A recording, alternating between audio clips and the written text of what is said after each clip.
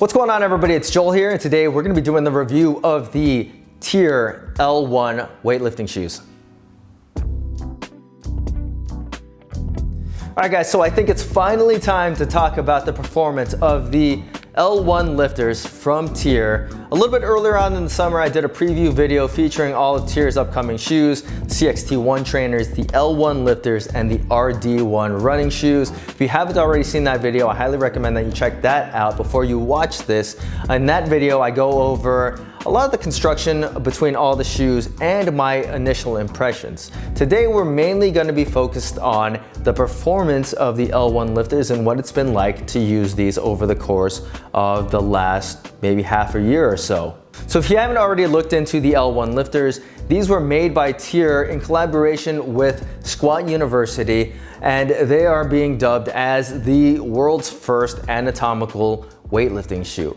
And whether you like Squat University or you don't like Squat University, I think we can all agree that there's been a hole in the weightlifting shoe world for something that had a wide toe box. The number one complaint that I hear from weightlifting shoes in general is that the toe box is too narrow, and this aims to fix that problem. So taking a look at the build and the construction of the L1 lifters again, we have a micro suede exterior that spans pretty much the whole shoe. There's a little bit of a mesh on the ankle collar to just give you a little bit more comfort in that area. There's cushion in that area as well. But overall, we have just that micro suede upper, and I think it's held up pretty well. Obviously, you're not doing burpees or rope climbs in this, so you don't really have to worry about the upper breaking down all that quick. But I think over the course of like 6 months, they still have held up pretty well, and they do a pretty good job staying clean, especially in this white colorway. But one thing that I will say that is a little disheartening is that the straps and the heel have become a little bit yellow and a little bit oxidized already. So I don't know what these shoes are gonna look like after another year, but I'm pretty sure they're not gonna be as sparkly white as when you first get them. So if you're worried about your shoes turning yellow, I definitely recommend that you don't go with the white colorway. But back to that micro suede upper, it bends pretty well, it's comfortable, there's perforations at the top of the toe box that are breathable, and I think overall it's a really comfortable upper, especially for a weightlifting shoe. Another thing that I found pretty comfortable with these shoes is that there's a liner that extends pretty much throughout the whole interior of the shoe, and it provides a nice soft feeling on the top of your toes. It doesn't feel like it takes away that much room inside, but it does prevent your toes from feeling any kind of hot spots on top of the shoe from the creasing. So with the L1 lifters, we have a two-strap design. There's a strap that comes in from the lateral side that goes over the toes, and then there's the medial strap that comes in and then goes over the midfoot. I think both work really well in preventing your feet from sliding around inside the shoe. The one thing that I can complain about with the straps is the fact that they're using plastic D-rings, and while I don't think that they're gonna break on you, it gives the shoe a slightly lower quality look. Another thing that I would have liked to see them done with the L1 lifters is gotten rid of some of the hook and loop on the top straps so that you could put your laces in that without them getting chewed up. The laces themselves are just a basic flat lace. They're a little bit thin, but they do their job and they keep the shoe tied. And I haven't really run into any issues with them just coming untied on me. The tongue on this shoe is very comfortable. It's cushioned, it doesn't move around or anything. And I think they did a good job with pretty much the entire comfort area with the L1 lifters. Moving on to the inside of the shoe, we have a kind of like dual density insole that is removable, so if you wanted a little bit more space inside of the shoe or you had orthotics, you could always take this out. What I like about it is that it cups your foot, and then it has a soft liner part on the bottom. And I don't think that this detracts at all from power delivery or anything like that. It just gives you some immediate underfoot comfort when you're wearing your lifters. The effective heel height of the L1 lifters is 21 millimeters. It falls right in line with the Romoleo 4s. And it's pretty similar to the Adidas Adipower 3s and the Legacy 2s. What I will say is that while the heel height is the same, the feel is completely different than the Romoleo 4s. The heel on the L1s is more of a gradually sloping downhill, whereas the Rom 4s kind of have almost a plateau kind of feel to them where it's pretty flat and then it slopes down pretty harshly in the midfoot of the shoe. Same thing goes with the Legacy lifters, and I feel like that kind of can make the shoe feel a little bit narrow, and it puts a little bit of pressure on the midfoot of the shoe. And that's why I think the L1s are way more comfortable than both of those shoes. The heel construction on the L1s is made out of TPU plastic, and they also include a heel counter that is made out of that same TPU material to give your foot a little bit more support in that area. Pretty much everybody at this point is using a TPU heel in their shoes, but what I will say is TYR's approach to it is a little bit different. Their TPU is a little bit less rigid and a little bit more on the flexible side.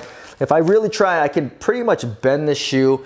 You're probably not gonna be able to compress that material, but torsionally, it will flex a little bit. And if you really drive your heel into the ground at an off angle, you can definitely feel that heel flex. So underneath the shoe, you have a full rubber outsole with 4-foot flex screws and then a hexagon pattern throughout the midfoot and heel of the shoe. And I think that if there's anything more defining about the shoe than the wide toe box, it's that the grip on these shoes is very, very good.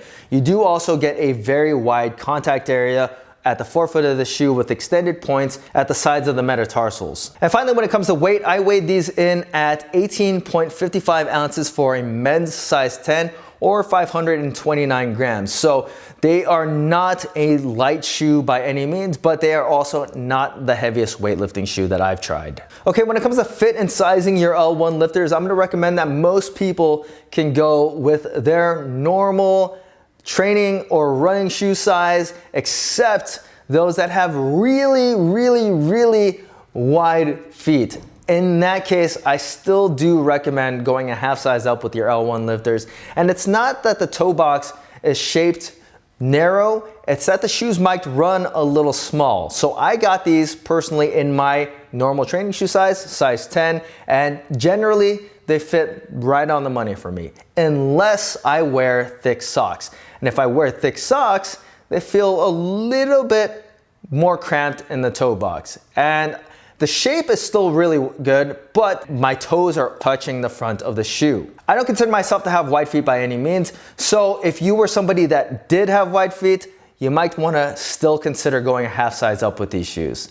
Otherwise, I find the toe box to be very, very comfortable. And if any of you out there have owned the Reebok Lifter Plus 2.0, you'll know exactly what the toe box feels like. That is one of the most comfortable weightlifting shoes that I've ever used in my life. And these have that same kind of feel to them. It's extremely easy to wear these for extended periods of time, lifting, doing pretty much whatever. You can coach in these shoes. They're just very, very comfortable weightlifting shoes. Because the heel is also pretty gradual, it doesn't feel like there's anything constricting your midfoot. And overall, I think if you are somebody that has always had problems wearing weightlifting shoes in the past, then you're really gonna like the L1 lifters in terms of the way that they fit. They fit just generally more like a training shoe than a lifter. So flexibility is one of those things that I don't really talk about too much when I go over weightlifting shoes, but I will say that these are a little bit more of a flexible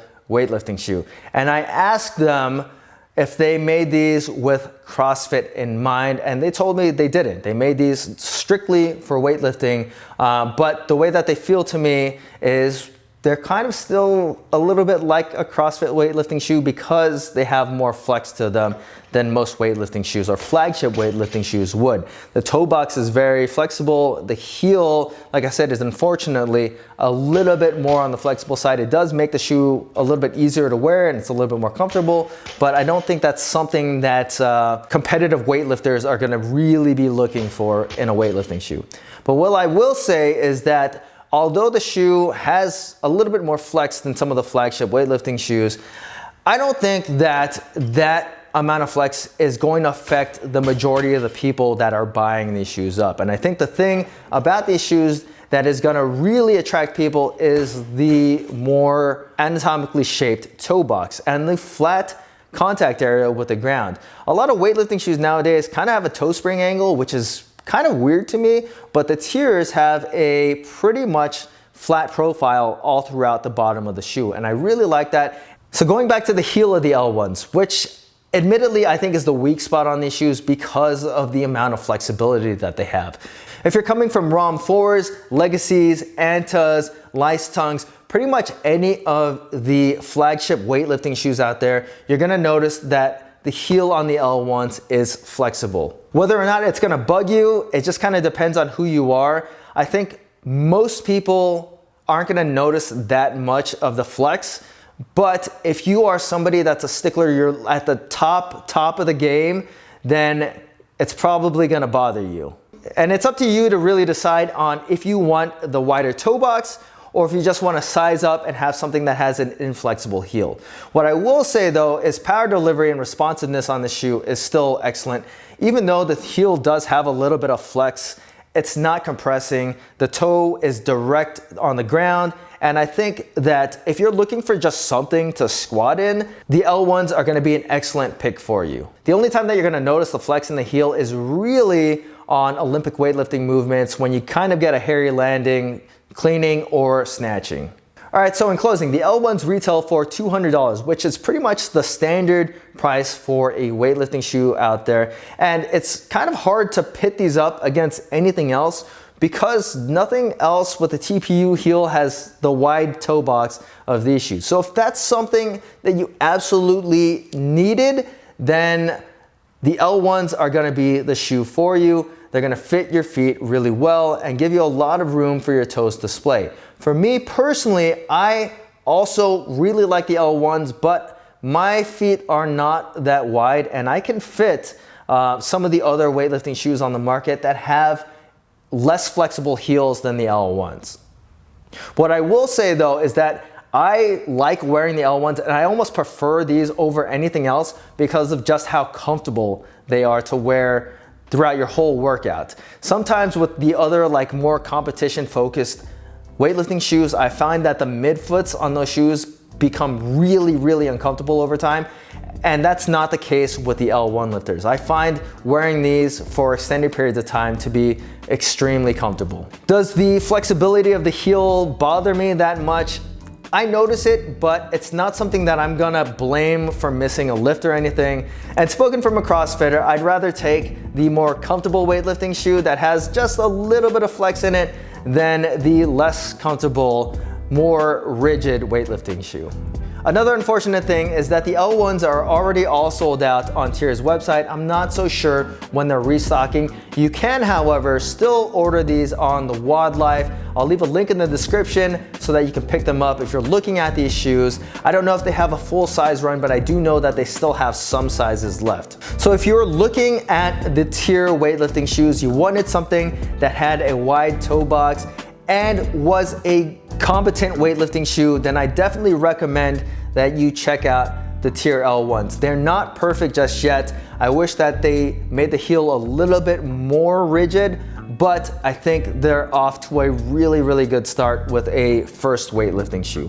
If you guys have any questions about these shoes, feel free to leave them in the comment section. And as always guys, please hit that like button, subscribe, and thanks for watching.